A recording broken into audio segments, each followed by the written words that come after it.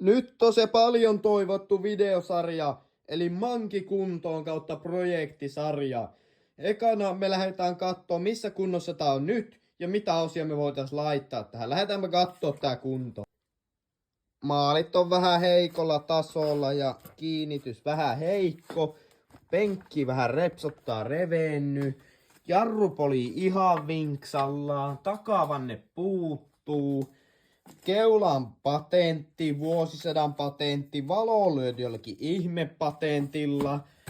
Uusi kahva voisi olla hyvä.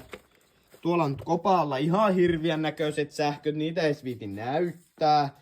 Mutta lähdetäänpä kattoo mitä tähän voisi laittaa. No joo, äkkiseltään kävin tuolta dyykkaamassa, että mitä siihen alkuunsa voisi laittaa, niin uusi katesarja on kyllä ehdoton. Ja ajattelin, että tehdään sinimusta, eli tehdään tällä sävyllä ja mustaa sitten siihen.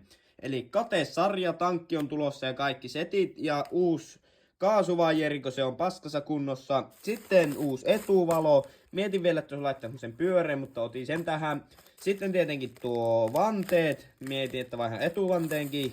Gripit pistetään mustaksi ja kilventelin, että siinä olisi se setti. Ja seuraavassa videossa me sitten lähdetään näitä asentelemaan ja katsotaan mitä muuta laitetaan ja katsotaan miten se edistyy ja tuleeko siitä hienoja ja kaikkea tämmöstä. Käykää tilailemaan ne osat sieltä LE-storeista Suomen edullisimpaa hintaa joululahjoja ilmaisella tilauksien mukaan. Kiitos kaikille tilanneille, moro!